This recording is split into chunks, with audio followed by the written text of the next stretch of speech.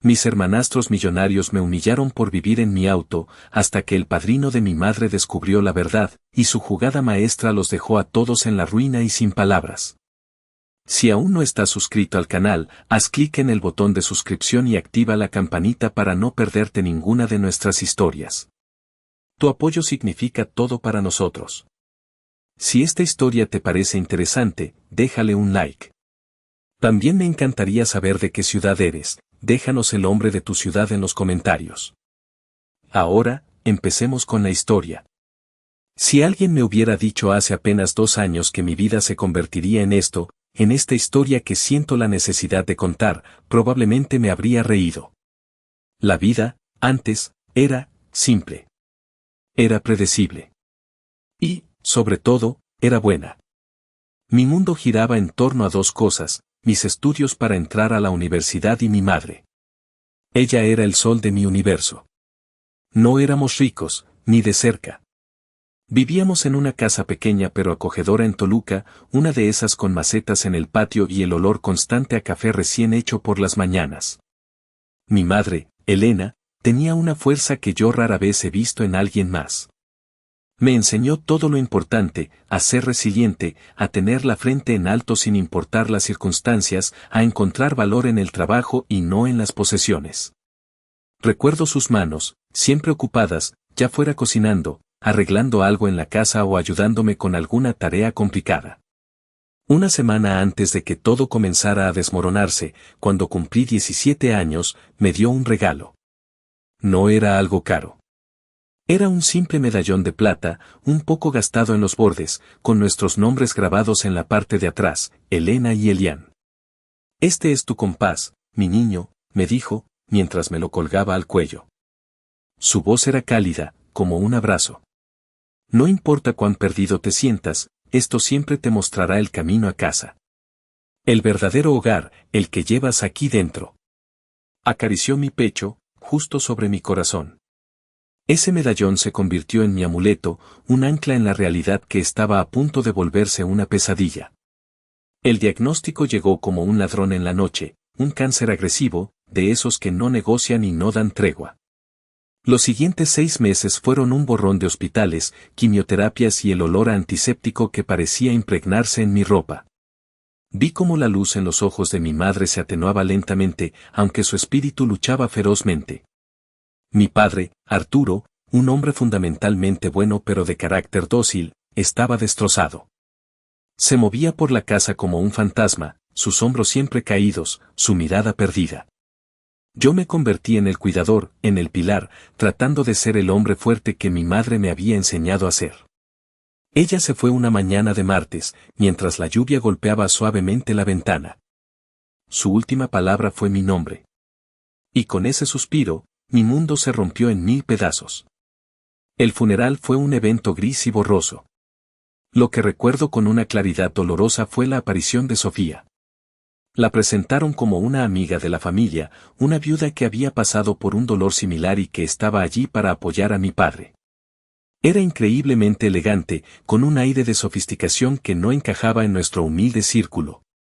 Recuerdo sus ojos, oscuros y penetrantes, que no mostraban ni una pizca de tristeza, sino una especie de evaluación. Me miró de arriba abajo, y sentí un escalofrío. Apenas 2 meses después, Sofía era una presencia constante en nuestra casa. Traía comida en recipientes caros, reorganizaba sutilmente los muebles, y llenaba los silencios con su risa controlada. Mi padre parecía revivir bajo su influencia, y aunque una parte de mí se alegraba de verlo sonreír de nuevo, otra parte, la que aún le guardaba luto a mi madre, gritaba que algo estaba terriblemente mal. 4 meses después del funeral de mi madre, mi padre anunció su boda con Sofía. El anuncio cayó en la cocina, el corazón de nuestra casa, y sentí como si las paredes se encogieran a mi alrededor. La boda fue un evento relámpago, lujoso y completamente ajeno a todo lo que mi familia había sido. Se celebró en un club de campo caro, lleno de los amigos ricos de Sofía, que me miraban con una mezcla de lástima y curiosidad, como si fuera una pieza de museo de la vida anterior y pobre de mi padre. Fue allí donde vi por primera vez a mi padrino, don Ricardo. Él había sido el mejor amigo del padre de mi madre, un hombre que se hizo a sí mismo y construyó un imperio empresarial desde la nada. Era una figura casi mítica en mi vida, lo veía raramente, pero siempre sentí su presencia protectora desde la distancia. Se acercó a mí en medio de la fiesta, ignorando a todos los demás. Su traje era impecable, pero sus ojos eran amables y sabios. Puso una mano firme en mi hombro. Tu madre te dejó algo más valioso que cualquier fortuna, Elian, dijo en voz baja pero firme. Tu integridad. No la vendas nunca, por nada ni por nadie. Si alguna vez necesitas algo, sabes dónde encontrarme. Apretó mi hombro y se fue tan discretamente como había llegado. Sus palabras se quedaron conmigo, un presagio de lo que estaba por venir. No sabía entonces cuánto las necesitaría, pero sentí que mi único aliado acababa de dejar el campo de batalla, dejándome solo en territorio enemigo.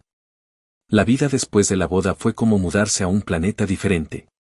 Dejamos atrás nuestra pequeña casa, un lugar impregnado de los recuerdos de mi madre, y nos trasladamos a la mansión de Sofía en una de las zonas más exclusivas de la ciudad.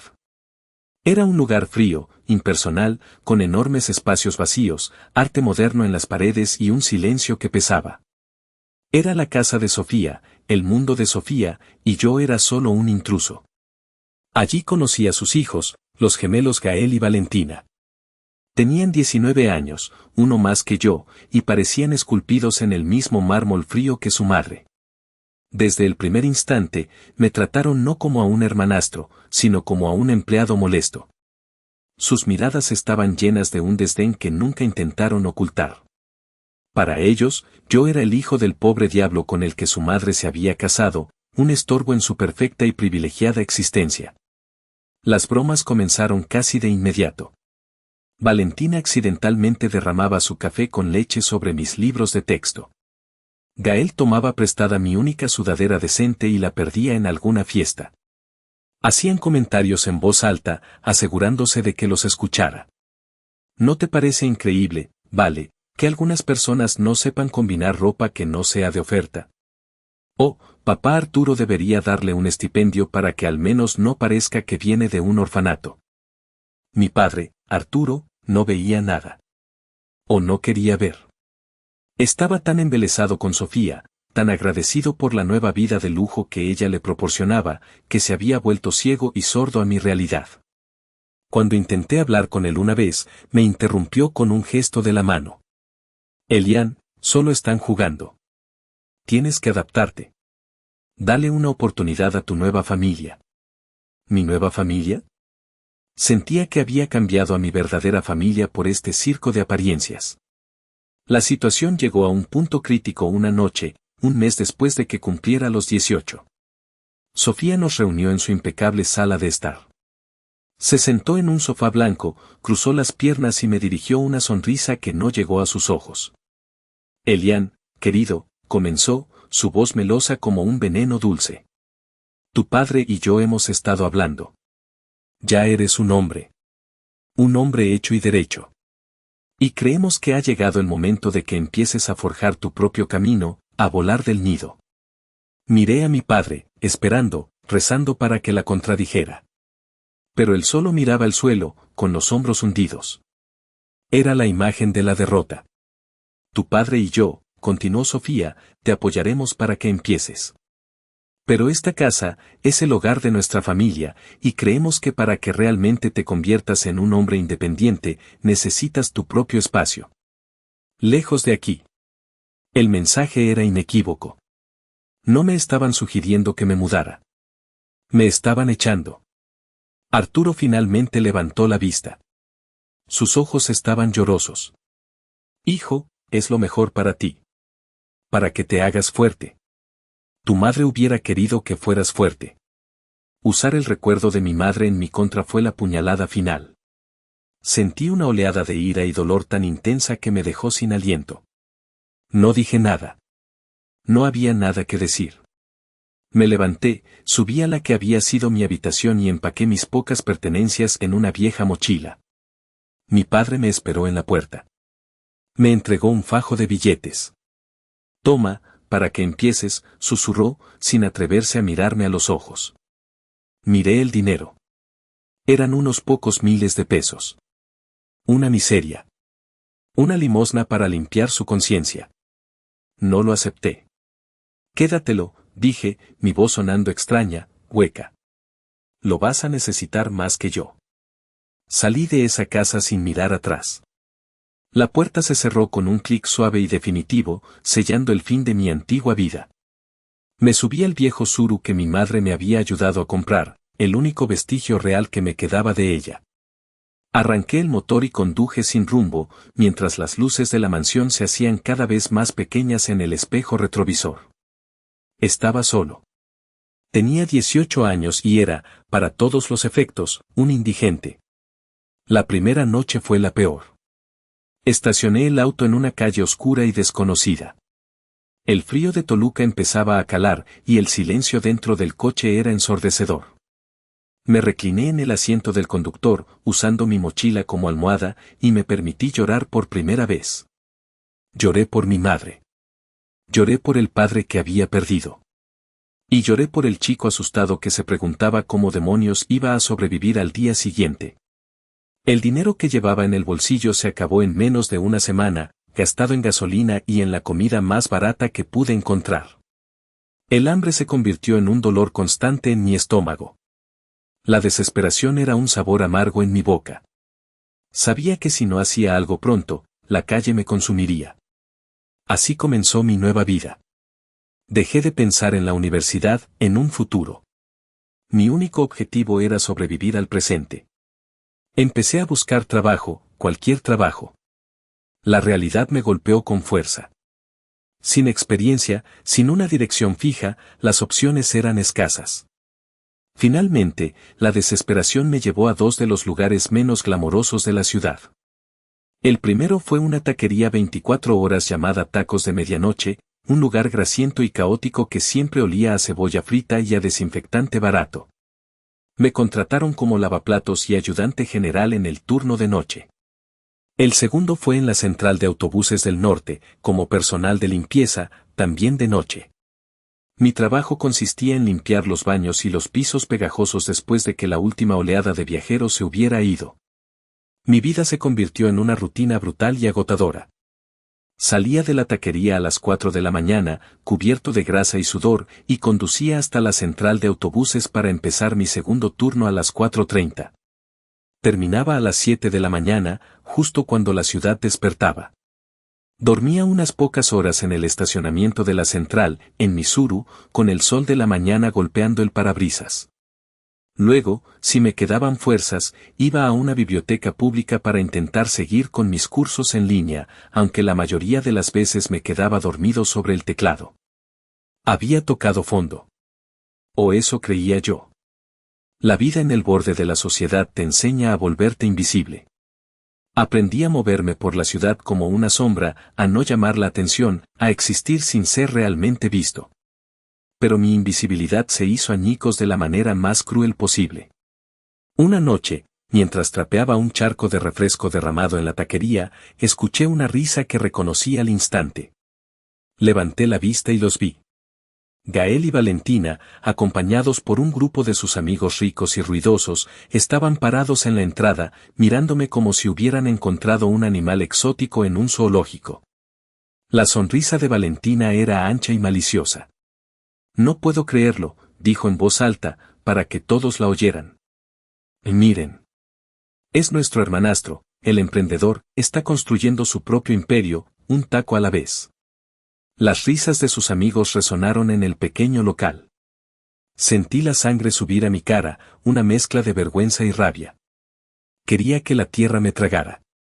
A partir de esa noche, la taquería se convirtió en su escenario personal. Venían casi todas las semanas, siempre con un nuevo grupo de espectadores. Hacían un desastre a propósito, dejando caer comida al suelo, derramando salsa en las mesas, haciendo pedidos complicados solo para cancelarlos en el último momento. Y lo grababan todo. Sus teléfonos siempre estaban fuera, capturando cada momento de mi humillación. Crearon una serie de videos en sus redes sociales que llamaron el diario de nuestro hermanastro indigente. Los videos se volvieron virales en su círculo de escuelas privadas y clubes de campo. Me convertí en su broma privada, en su entretenimiento. Pero el golpe más bajo, el que rompió algo dentro de mí, no fue en la taquería. Fue a causa de mi medallón. El medallón de mi madre era lo único sagrado que me quedaba. Lo llevaba siempre debajo de la camisa, pegado a mi piel. Era mi conexión con mi pasado, con el amor, con la decencia. Era mi compás. Una noche, Valentina y Gael aparecieron en la taquería más odiosos que nunca. Mientras yo estaba en la parte de atrás, luchando con una pila de platos sucios, Gael me distrajo con preguntas estúpidas. En ese momento de distracción, sentí un tirón brusco en mi cuello. Valentina me había arrancado el medallón. ¿Qué es esto, Eliancito?, dijo con una voz burlona, sosteniendo el medallón entre sus dedos como si fuera basura. ¿Tu amuleto de la suerte? No parece estar funcionando muy bien, ¿verdad? Devuélvemelo, Valentina, dije, mi voz temblando de furia. Dámelo ahora. Ella se rió, una risa cruel y vacía. ¿O qué, vas a lanzarme un trapo sucio? Se giró hacia la freidora industrial, donde el aceite burbujeaba violentamente. Creo que necesita una limpieza. Y con un movimiento casual, lo dejó caer en el aceite hirviendo. Un grito ahogado se escapó de mi garganta. Fue un sonido animal, de puro dolor. Intenté acercarme, pero Gael me bloqueó el paso, riéndose. El medallón desapareció instantáneamente en el aceite oscuro y crepitante. Se había ido. Mi último vínculo tangible con mi madre, destruido por un capricho cruel. Esa noche, no dormí. Me senté en mi auto, mirando la nada, sintiendo un vacío tan profundo que amenazaba con consumirme. La tristeza se había transformado en algo más duro, más frío. Se había convertido en odio. Unas semanas después, cuando la herida aún estaba en carne viva, ocurrió algo inesperado. Estaba tratando de dormir en mi coche, estacionado cerca de un parque, cuando un auto de lujo se detuvo a mi lado. Eran Sofía y mi padre. La preocupación en sus rostros era tan falsa que resultaba insultante. Elian, hijo, dijo mi padre, su voz llena de una congoja ensayada. Hemos estado tan preocupados. Nos enteramos de que, no te está yendo bien. Sofía asintió, con una expresión de compasión plástica. Queremos ayudarte, cariño. No puedes seguir viviendo así. Abrió su bolso de diseñador, un bolso que probablemente costaba más que mi coche, y sacó su cartera. Toma, para que te compres algo de comer y... Mientras sacaba el dinero, un pequeño trozo de papel blanco se deslizó de su cartera y cayó al suelo del coche, junto a mis pies. Fue un acto reflejo. Lo recogí antes de que ella se diera cuenta. Era un recibo. Mis ojos escanearon el papel. Era de una de las joyerías más exclusivas y caras de la Ciudad de México. El artículo comprado era un collar de diamantes. La fecha era de hacía apenas un mes. Y el precio era astronómico. Una cifra con tantos ceros que me mareé. Sabía, con una certeza absoluta, que mi padre nunca podría permitirse algo así. Sus finanzas, incluso con su nuevo estilo de vida, no daban para tanto. En ese instante, una semilla de sospecha, fría y afilada, se plantó en mi mente. ¿De dónde había sacado Sofía tanto dinero? Levanté la vista.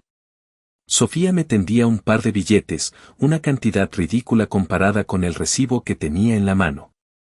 Su sonrisa era benévola, pero sus ojos eran calculadores. Sentí una oleada de claridad. Esto no era preocupación. Era control de daños. Habían oído los rumores de su círculo social, los videos de sus hijos, y estaban aquí para acallar la vergüenza, para limpiar su imagen. Rechacé el dinero con la mano. No necesito su ayuda, dije, mi voz más firme de lo que me sentía. Doblé el pequeño recibo y me lo guardé discretamente en el bolsillo del pantalón. Estoy bien. Sé cuidarme solo. Mi padre parecía herido.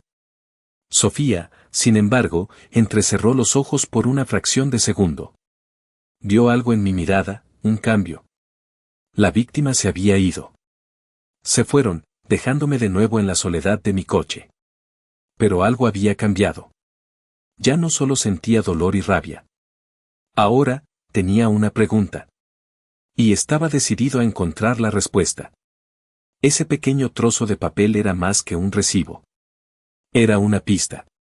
Y yo, que no tenía nada que perder, estaba a punto de empezar a tirar del hilo. Pasé los siguientes días con el recibo de la joyería quemándome en el bolsillo. Era un recordatorio constante de que algo no encajaba. La imagen de mi padre, con su sueldo de gerente de nivel medio, comprando un collar de diamantes de lujo era simplemente imposible. La única conclusión lógica era que el dinero no era suyo. Era de Sofía. Pero, ¿de dónde lo había sacado ella? La pregunta daba vueltas en mi cabeza, una y otra vez. Ya no podía seguir siendo pasivo. El dolor por la pérdida de mi medallón se había cristalizado en una determinación fría. No iba a dejar que me destruyeran y se salieran con la suya. Fue entonces cuando recordé las palabras de don Ricardo en la boda: si alguna vez necesitas algo, sabes dónde encontrarme. No fue una decisión fácil. Acudir a él se sentía como admitir mi fracaso. Pero me di cuenta de que no estaba pidiendo caridad. Estaba buscando justicia. Y para eso, necesitaba ayuda. Con una resolución que no había sentido en meses, busqué en internet la dirección de su corporativo, un imponente rascacielos en el corazón financiero de la ciudad. Llegar allí fue una experiencia en sí misma. Vestido con mi ropa gastada y oliendo ligeramente a la humedad de mi coche, entré en el vestíbulo de mármol y cristal. La recepcionista me miró con una mezcla de sorpresa y desdén. «Tengo que ver a don Ricardo», dije, tratando de que mi voz sonara segura. «¿Tiene una cita?», preguntó, con una ceja arqueada. «No. Pero dígale que soy Elian». Elian, el ahijado de Elena. Ella dudó, pero algo en mi insistencia la hizo levantar el teléfono.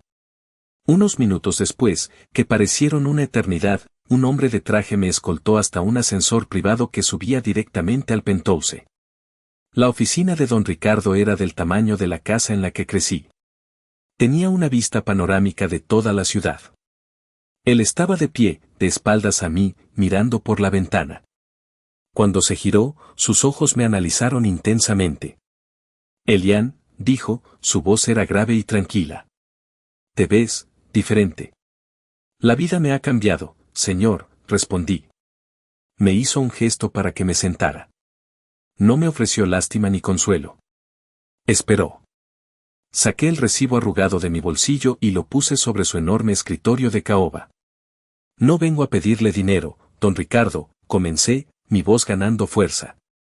«Vengo porque creo que algo está muy mal. Mi padre no pudo haber comprado esto. Y quiero saber de dónde salió el dinero. Quiero saber la verdad». Le conté todo. La expulsión de mi casa, los trabajos nocturnos, la humillación a manos de los gemelos, la destrucción de mi medallón. No lo hice para provocar lástima, sino para que entendiera el contexto, la crueldad de la que eran capaces. Cuando terminé, don Ricardo se quedó en silencio por un largo rato, sus dedos tamborileando suavemente sobre el escritorio. Finalmente, me miró fijamente. «Déjame hacerte una pregunta, muchacho», dijo. «¿Por qué quieres saber esto? ¿Qué harás con la verdad si la encuentras? ¿Buscas venganza o buscas justicia?». La pregunta me tomó por sorpresa. Me obligó a mirar dentro de mí. ¿Qué era lo que realmente me impulsaba? «La venganza», respondí lentamente, pensando cada palabra, «se sentiría bien por un momento. Pero no me devolvería mi medallón. No me devolvería a mi madre. La justicia es por ella. Por su memoria. Y es para proteger a mi padre, por muy débil que haya sido. Él no merece ser engañado y destruido».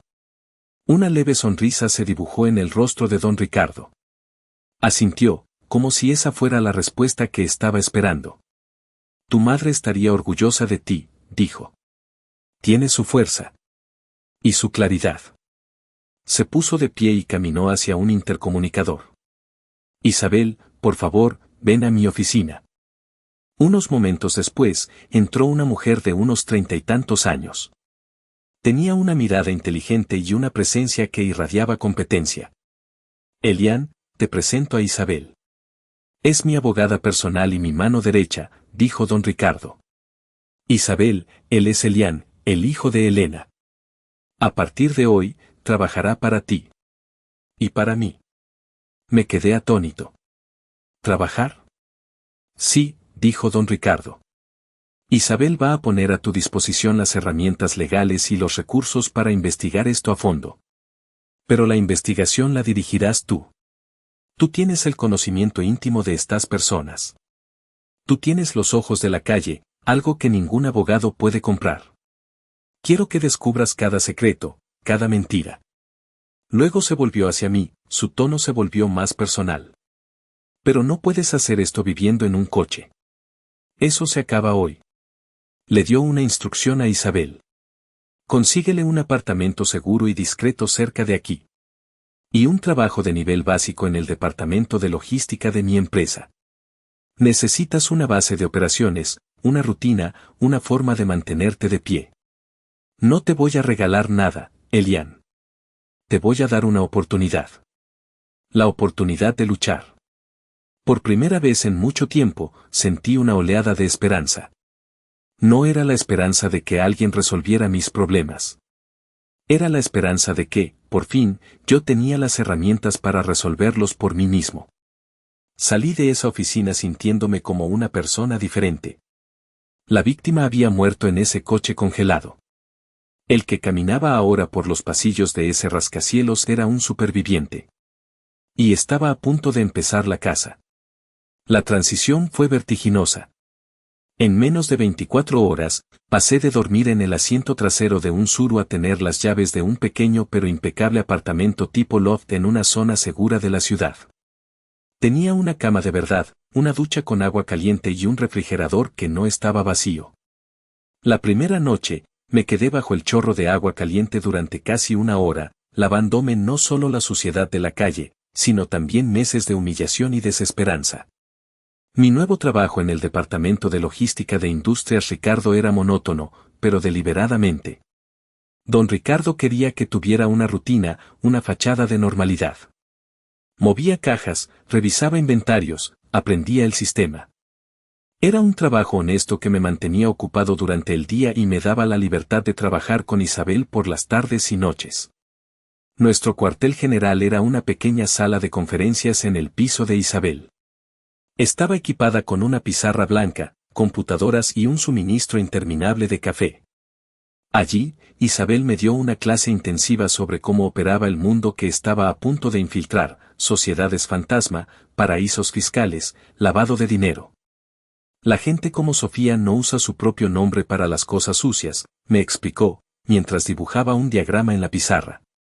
Crean capas, como una cebolla. Nuestro trabajo es pelar esas capas una por una. Comenzamos con el recibo de la joyería.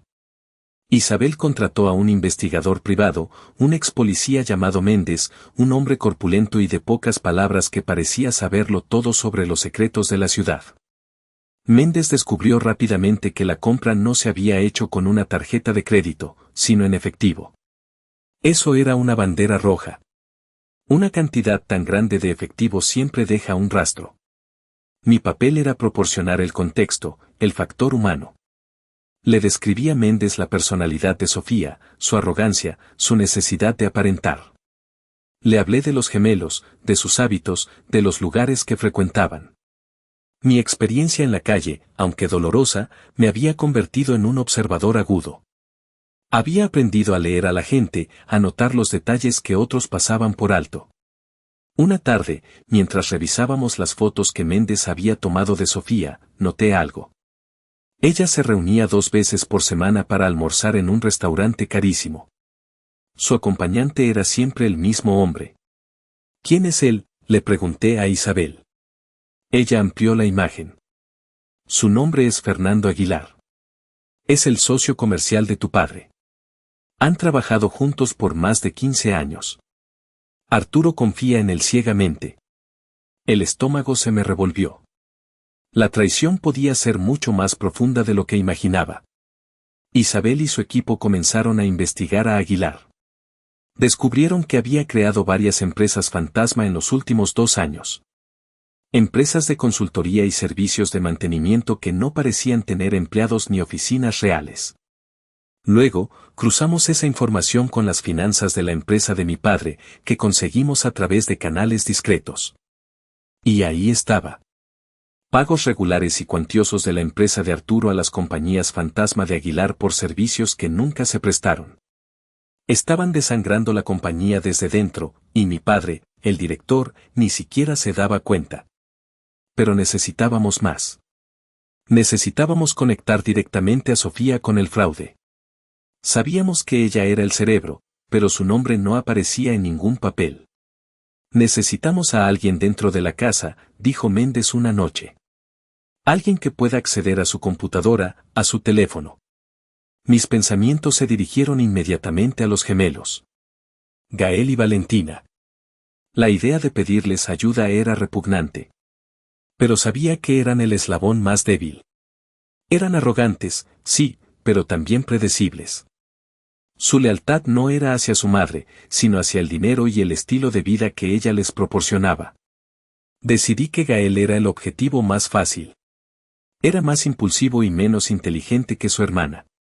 Tenía que encontrar una manera de acercarme a él, de plantar una semilla de duda sin revelar mi juego. La oportunidad se presentó una semana después.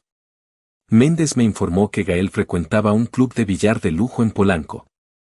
Fui allí una noche, vestido con la ropa nueva y decente que don Ricardo me había insistido en comprar. Lo encontré en una mesa, presumiendo ante sus amigos. Esperé mi momento. Cuando fue al baño, lo seguí. Gael, lo llamé. Se giró, sorprendido y molesto al verme. ¿Qué demonios haces aquí, perdedor? ¿Vienes a limpiar los baños? Ignoré el insulto. Mantuve mi voz baja y seria. No vengo a pelear. Vengo a advertirte.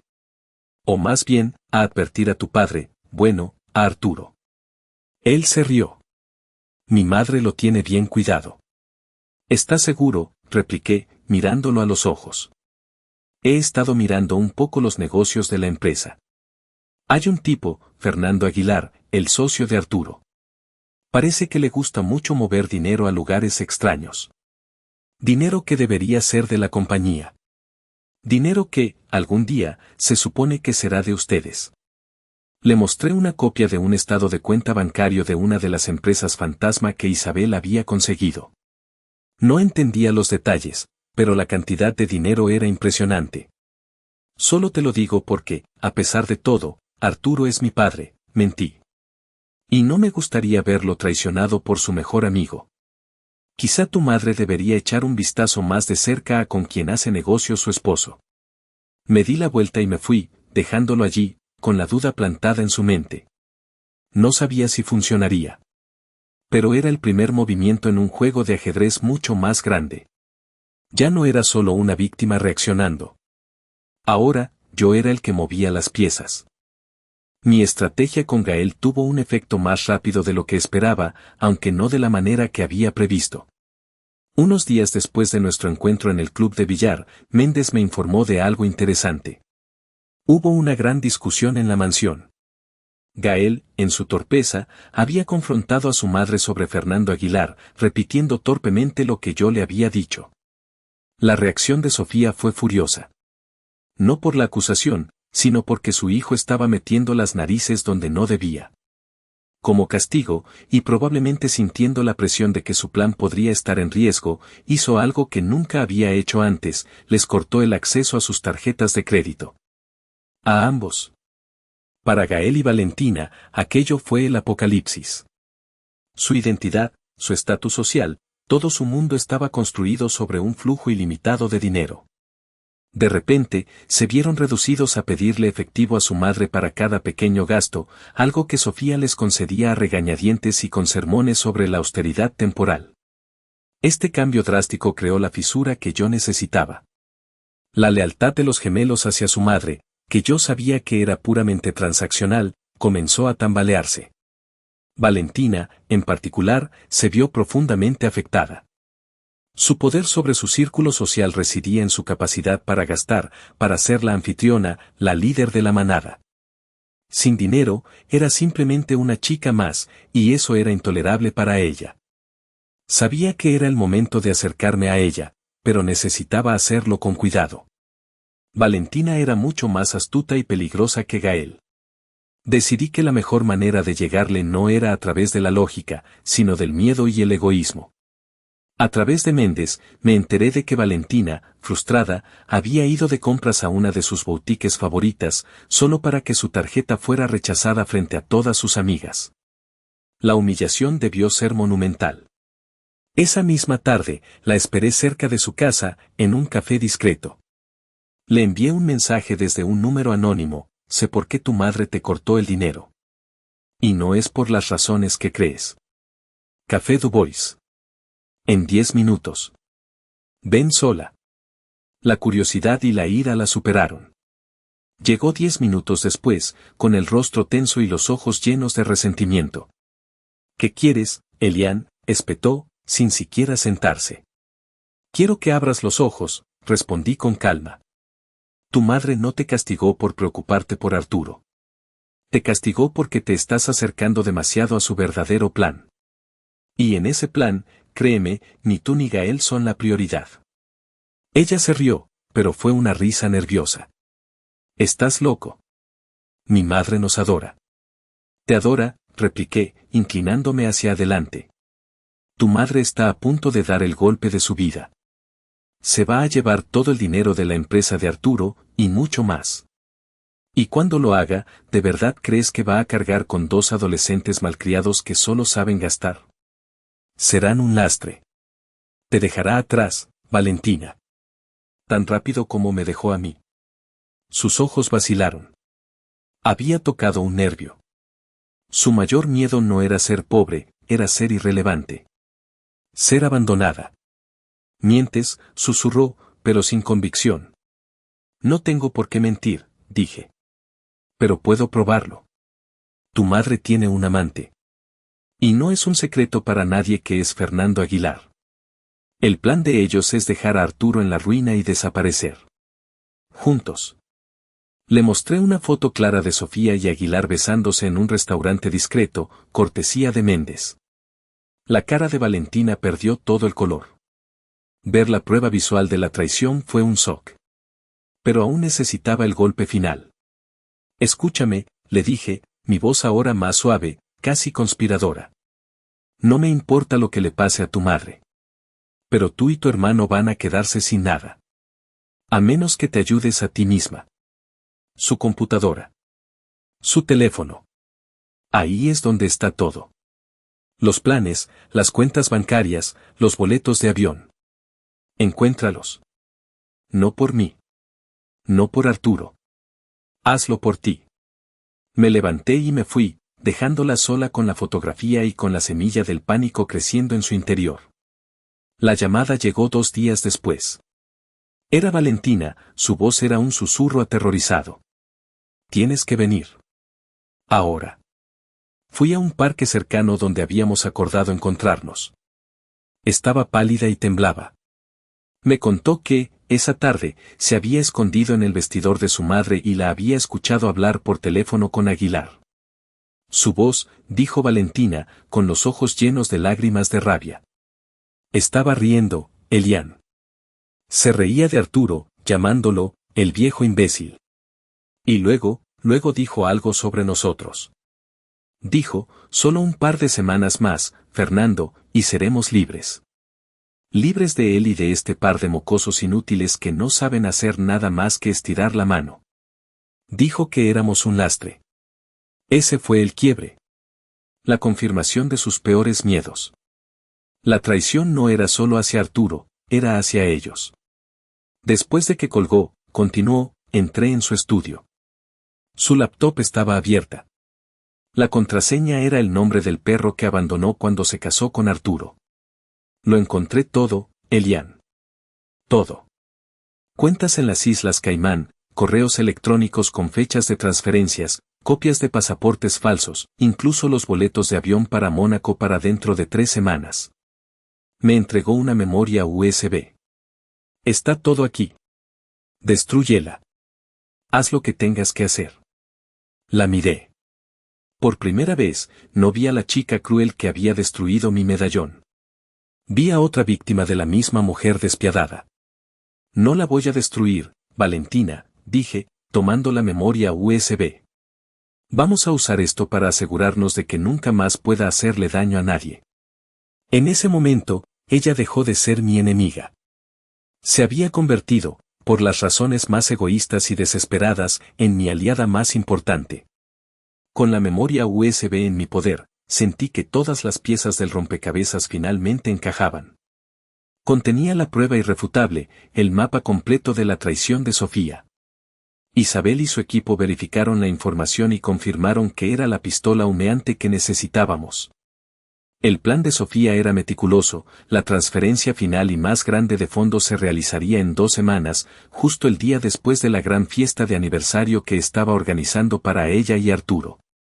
La ironía era nauseabunda. Don Ricardo, al ver la evidencia, simplemente asintió. Bien hecho, muchacho. Ahora tenemos que planificar nuestro movimiento. Pero antes de entrar en una guerra, un buen soldado siempre se asegura de que su espíritu esté en paz. Sus palabras me resonaron. En medio de la adrenalina de la investigación y la planificación, me había olvidado de Elian, el chico que había perdido a su madre y había sido abandonado por su padre. Antes de la confrontación final, sentí una necesidad profunda de reconectar con quien era yo antes de que todo esto comenzara. Mi primera parada fue la taquería, Tacos de Medianoche. Entré, no como el lavaplatos humillado, sino como un cliente. El lugar olía exactamente igual, una mezcla de grasa, cebolla y trabajo duro. Vi a Javier, el viejo cocinero, en su puesto de siempre, moviéndose con una eficiencia gruñona. Me senté en la barra y pedí unos tacos al pastor. Cuando me los sirvió, me reconoció. Sus ojos se abrieron un poco con sorpresa. Chico, dijo, asintiendo. Te ves mejor. Me siento mejor, Javier, respondí. Comí en silencio por un momento, saboreando no solo la comida, sino el recuerdo de la amabilidad simple que este hombre me había mostrado. Cuando terminé, pagué y dejé una propina generosa. Gracias por todo, Javier, le dije.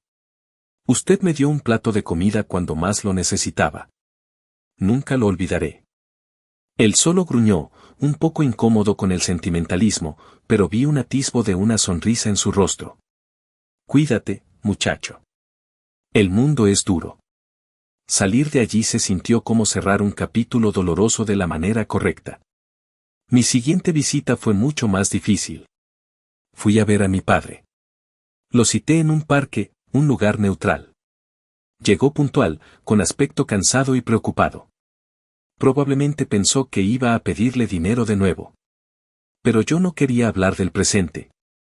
Papá, comencé, ¿te acuerdas de cuando mamá y yo intentamos hacer un pastel para tu cumpleaños y terminamos cubiertos de harina y el pastel se quemó?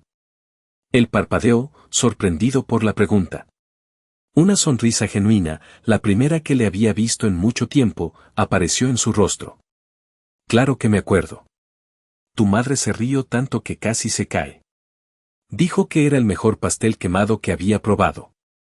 Hablamos durante casi 1 hora, no sobre Sofía, no sobre el dinero, sino sobre ella. Sobre los buenos tiempos. Quería recordarle quién era él antes de ella. Quería ver al hombre del que mi madre se había enamorado, el padre que yo había admirado. Y por breves momentos, lo vi. Vi el dolor de su pérdida, la confusión, la soledad que lo había hecho tan vulnerable. Cuando me fui, no sentía rabia hacia él, sino una profunda tristeza. No era un hombre malvado. Era un hombre débil, un hombre que se había perdido a sí mismo. Y Sofía lo había devorado. Entendí que parte de la justicia que buscaba era también para liberarlo a él de esa jaula dorada. Mi última parada fue la más importante. Conduje hasta el cementerio donde descansaba mi madre.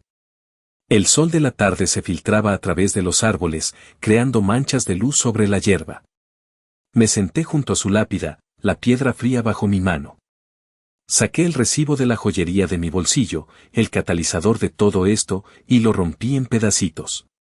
Ya no lo necesitaba. Hola, mamá, susurré al viento. Han pasado muchas cosas. Me perdí por un tiempo. Dejé que me quitaran el compás que me diste. Pero creo que por fin estoy encontrando el camino de vuelta. Le conté todo en silencio, en mi mente. Le conté sobre Sofía, sobre la humillación, sobre don Ricardo, sobre la verdad que estaba a punto de salir a la luz. Voy a hacer esto, mamá, concluí, mi voz firme. Pero no lo haré con odio en mi corazón. Lo haré porque me enseñaste a defender lo que es correcto. Lo haré para honrar tu nombre y para reconstruir el honor de nuestra familia, el que papá ha dejado que se manche. Me levanté, sintiéndome más ligero, más centrado. El viento sopló, y por un momento, casi pude sentir su mano en mi hombro, su aprobación silenciosa. Ya no era solo una misión de justicia o venganza. Era una promesa. Una promesa a ella. Y estaba listo para cumplirla. La noche de la fiesta de aniversario llegó con una pompa y circunstancia que resultaba obscena. La mansión de Sofía estaba transformada. Luces de colores iluminaban los jardines, una orquesta tocaba suavemente en la terraza y cientos de invitados, la élite de la ciudad, se paseaban con copas de champán en la mano, riendo y luciendo sus joyas y trajes de diseñador. Era una celebración de una mentira, un monumento a la codicia y la traición. Desde un coche discreto estacionado al otro lado de la calle, observábamos. Estábamos don Ricardo, Isabel, Valentina, Gael y yo. Valentina temblaba visiblemente. Gael, por su parte, tenía una expresión sombría y decidida que nunca antes le había visto. Yo me sentía extrañamente en calma. Mi visita al cementerio me había dado un centro, un propósito claro. ¿Listos?, preguntó don Ricardo, su voz era la única nota de serenidad en medio de nuestra tensión. Todos asentimos. El plan era preciso. Isabel había coordinado con las autoridades. No irrumpirían. Esperarían nuestra señal para actuar de la manera más discreta pero definitiva posible. El verdadero castigo, como había dicho don Ricardo, no serían solo las esposas, sino la humillación pública. Esperamos el momento perfecto.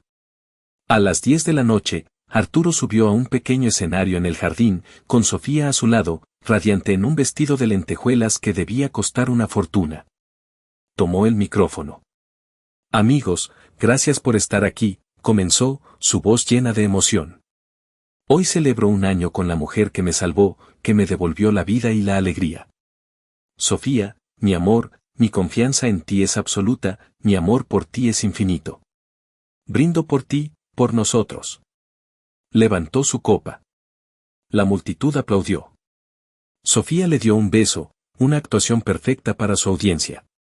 Ese era nuestro momento. Mientras los aplausos se apagaban, salimos del coche y caminamos hacia la entrada.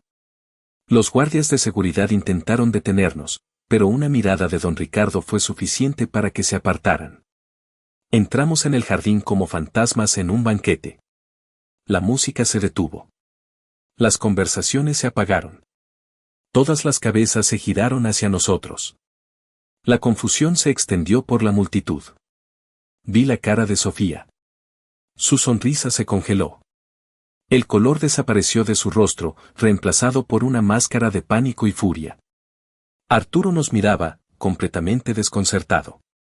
Elian, don Ricardo, ¿qué significa esto?, preguntó. Isabel se adelantó, su presencia era imponente y profesional. Disculpen la interrupción, dijo con una voz clara y fuerte que llegó a cada rincón del jardín. Pero hay un asunto de negocios urgente que debe ser atendido. Un asunto que involucra un fraude masivo. Un murmullo recorrió a los invitados. Sofía intentó recuperar el control. Esto es ridículo, seguridad, sáquenlos de mi casa. Pero nadie se movió. La presencia de don Ricardo paralizaba a todos. En ese momento, una enorme pantalla de proyección, que antes mostraba fotos de la feliz pareja, cobró vida. Isabel le había dado una señal a un técnico que habíamos infiltrado. La primera imagen que apareció fue un diagrama. Un diagrama que mostraba el flujo de dinero desde la empresa de Arturo hacia las compañías fantasma de Fernando Aguilar, quien también estaba entre los invitados y ahora parecía que iba a desmayarse. Durante los últimos 18 meses, continuó Isabel, su voz era como el filo de un bisturí, la empresa del señor Arturo ha sido sistemáticamente desfalcada por un total de más de 7 millones de dólares. Arturo la miró, incrédulo. Eso es imposible, Fernando. Pero la pantalla cambió. Ahora mostraba correos electrónicos entre Sofía y Fernando, discutiendo las transferencias, planeando la coartada. Las fechas, las cantidades, todo estaba allí. Un fraude orquestado, dijo Isabel, por su socio de confianza, Fernando Aguilar, y su amada esposa, Sofía. Sofía gritó.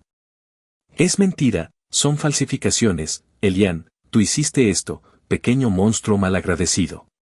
Pero entonces, la pantalla cambió de nuevo. Ahora era un video. El video de la cámara de seguridad de un banco en las Islas Caimán, mostrando a Sofía y Fernando abriendo una cuenta conjunta. La fecha coincidía con uno de sus viajes de negocios. El golpe final fue un audio. La voz de Sofía, clara y nítida, grabada por Valentina. Solo un par de semanas más, Fernando, y seremos libres. Libres de él y de este par de mocosos inútiles que no saben hacer nada más que estirar la mano. El silencio en el jardín fue absoluto. Un silencio pesado, roto solo por el sollozo ahogado de Arturo.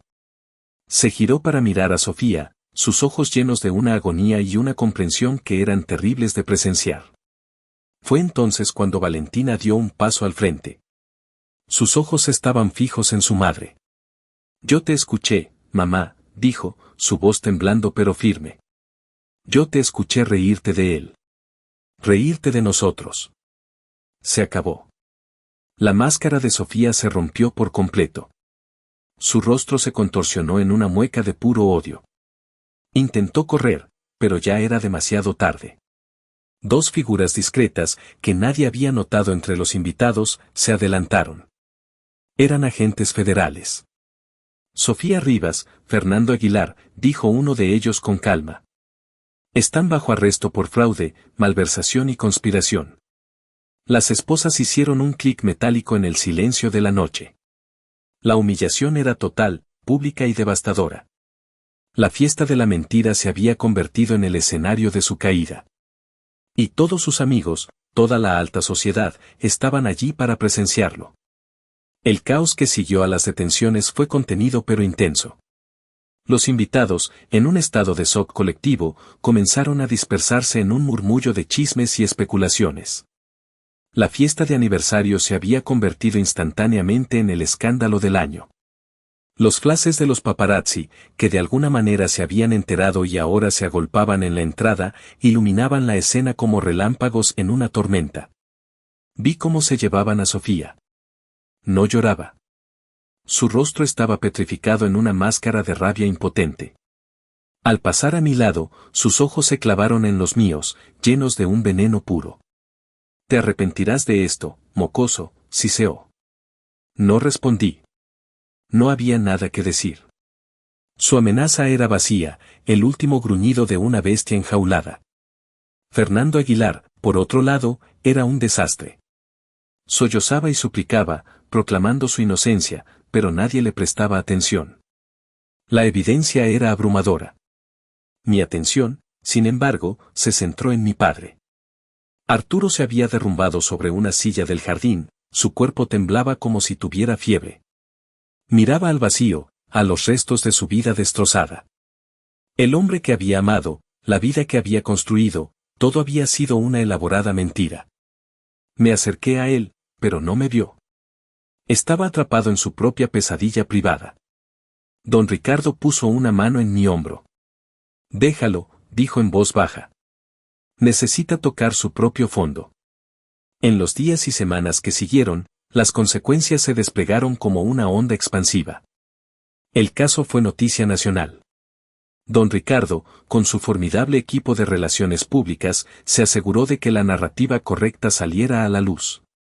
No se trataba de una simple disputa familiar, sino de un caso criminal de fraude a gran escala.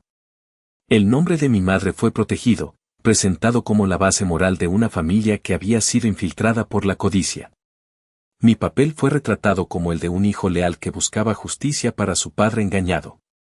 La investigación federal descubrió aún más podredumbre. Sofía y Fernando no solo habían desfalcado la empresa, sino que también habían contraído deudas masivas a nombre de Arturo sin su conocimiento, utilizando su firma falsificada. El plan era dejarlo no solo en la quiebra, sino ahogado en deudas impagables. Se enfrentaban a una larga lista de cargos y a años de prisión. Para los gemelos, la caída fue brutal. De la noche a la mañana, pasaron de ser la realeza de su círculo social a ser los parias, los hijos de una estafadora. Sus cuentas bancarias fueron congeladas como parte de la investigación. Sus amigos leales desaparecieron. Por primera vez en sus vidas, se encontraron sin dinero, sin estatus y sin futuro aparente. Tuvieron que abandonar la mansión, que fue incautada como un activo en el caso de fraude, y mudarse a un pequeño apartamento alquilado por un pariente lejano. Gael lo tomó peor. Se encerró en sí mismo, lleno de rabia y vergüenza. Valentina, sin embargo, pareció encontrar una extraña forma de fortaleza en la adversidad. Se cortó el pelo, vendió la poca ropa de diseñador que le quedaba y consiguió un trabajo como mesera en un restaurante. Era la primera vez que trabajaba en su vida. Mi vida, por otro lado, estaba empezando a reconstruirse. Don Ricardo me tomó bajo su ala, no como a un protegido, sino como a un aprendiz. Me involucró en las reuniones para reestructurar la empresa de mi padre, que estaba al borde del colapso. Me enseñó a leer balances, a negociar con los bancos, a identificar a los empleados leales que merecían ser salvados. El dinero es una herramienta, Elian, me dijo un día en su oficina. Puede construir o puede destruir. Tu madre lo sabía. Por eso valoraba la integridad por encima de todo. Sofía nunca entendió eso. Por eso, a pesar de todos sus millones, siempre fue pobre. Comencé a pasar mis días en la oficina y mis noches estudiando administración de empresas en línea. El cansancio era profundo, pero era un cansancio bueno, el cansancio de construir algo, no solo de sobrevivir. Lentamente, la empresa de mi padre comenzó a estabilizarse. Logramos salvar los empleos de la mayoría de los trabajadores, personas que habían dependido de mi padre durante años y que habían sido traicionados junto con él. La justicia estaba siguiendo su curso legal, pero las verdaderas consecuencias, las que alteran el alma, ya se habían manifestado. Sofía había perdido su libertad. Arturo había perdido su realidad. Y los gemelos habían perdido su mundo. Yo, por mi parte, había perdido mi inocencia, pero en el proceso, había encontrado mi fuerza. La justicia, aprendí, no era un evento de una noche. Era un proceso largo y arduo de limpieza y reconstrucción. Los meses que siguieron a la caída de Sofía fueron como aprender a caminar de nuevo, no solo para mí, sino para todos los que quedamos en pie entre los escombros. La vida se asentó en una nueva normalidad, una que era más tranquila, más real y, en cierto modo, más difícil. Bajo la tutela de don Ricardo, me sumergí por completo en la reconstrucción de la empresa de mi padre. Descubrí que tenía una aptitud natural para los negocios, una mezcla de la lógica de mi madre y la astucia que había aprendido en la calle. No se trataba solo de números y ganancias, se trataba de personas. Me reuní con cada empleado, escuché sus preocupaciones y trabajé para restaurar la confianza que Sofía y Fernando habían destrozado. La empresa, aunque más pequeña, se volvió más sólida, construida sobre una base de honestidad. Mi relación con los gemelos evolucionó de una manera que nunca hubiera imaginado. Dejaron de ser los monstruos de mi pasado para convertirse en personas. Personas rotas, sí, pero personas al fin. Gael consiguió un trabajo en un taller mecánico. El trabajo físico y la rutina parecieron darle un ancla que nunca había tenido. A veces nos cruzábamos por la calle, me saludaba con un gesto seco de la cabeza, una tregua silenciosa entre dos personas que compartían una cicatriz. Valentina era diferente. Un día, se presentó en mi oficina. Estaba más delgada, vestida con ropa sencilla, y había una madurez en su mirada que no estaba allí antes. No se disculpó por el pasado, ambas sabíamos que las palabras no podían arreglar lo que había hecho. En lugar de eso, me tendió una pequeña caja. La abrí. Dentro había un medallón de plata. Era nuevo, simple, sin grabados. No es el mismo, dijo en voz baja. Y sé que nada puede reemplazarlo. Pero usé mi primer sueldo de verdad para comprarlo. No es un regalo. Es un punto de partida. Para que empieces a construir nuevos recuerdos. Acepté la caja. Fue el momento más cercano a la paz que tendríamos. Gracias, Valentina, dije. Y lo decía en serio. Ella asintió y se fue. La vi caminar por la calle, ya no como la reina de un imperio falso, sino como una mujer que estaba aprendiendo a caminar por sí misma. El juicio de Sofía y Fernando fue largo. Intentaron culparse mutuamente, un espectáculo patético de su verdadera naturaleza. Finalmente, ambos fueron sentenciados a largas penas de prisión. La justicia legal se había cumplido. En cuanto a mi padre, su recuperación fue la más lenta y dolorosa. Después del escándalo, se encerró en un pequeño apartamento, avergonzado de enfrentarse al mundo. Don Ricardo le aseguró una modesta pensión, lo suficiente para vivir sin lujos. Durante meses, apenas hablé con él. El abismo de su traición era demasiado ancho. Pero un día, decidí que el odio era una carga demasiado pesada para seguir llevándola. Fui a su apartamento. Lo encontré más delgado, con el pelo gris y una mirada permanentemente triste. Estaba viendo viejos álbumes de fotos, fotos de él y mi madre en sus días felices. Nos sentamos en silencio por un rato. Finalmente, él habló, su voz era un susurro roto. Lo arruiné todo, Elian. Dejé que me cegara. Traicioné su memoria. Te traicioné a ti. Y no hay día en que no me arrepienta. No le ofrecí un perdón fácil. No podía. Pero le ofrecí una oportunidad. La empresa necesita un supervisor de almacén en la planta de Toluca, le dije. Es un trabajo honesto. Un sueldo modesto. Tendrías que empezar desde abajo. Es tu decisión. Sus ojos se llenaron de lágrimas. Gracias, fue todo lo que pudo decir. Aceptó el trabajo. Sería un camino largo para él, pero era un camino. Y así, la vida continuó. Me mudé a un apartamento más grande. A veces, los fines de semana, invitaba a don Ricardo a comer, y hablábamos durante horas, no solo de negocios, sino de la vida, del futuro, del legado de mi madre. Él se había convertido en la figura paterna que yo había perdido. Una tarde, un año después de la fiesta, estaba en mi oficina, revisando unos planos. La luz del atardecer entraba por la ventana, bañando la habitación en un tono dorado. Mi teléfono sonó. Era mi padre. Elian, dijo, su voz sonando más clara de lo que la había oído en años. Solo quería decirte que el nuevo sistema de inventario que sugeriste está funcionando de maravilla. Y, gracias, hijo. Por todo. Colgué el teléfono. Miré por la ventana a la ciudad que se extendía ante mí. Mi vida era irreconocible comparada con la de aquel chico asustado que dormía en un coche. Había enfrentado la oscuridad y había sobrevivido. Las cicatrices seguían allí, por supuesto. El recuerdo del frío, del hambre, de la traición. Pero ya no dolían de la misma manera. Eran un recordatorio de la fuerza que no sabía que tenía. Tomé el nuevo medallón que Valentina me había dado, que ahora llevaba junto a las llaves de mi coche. Era liso, sin nombre. Aún no. Pero algún día, pensé, tal vez grabaría uno nuevo en él. Un nuevo comienzo. Mi propio camino. Mi propio hogar.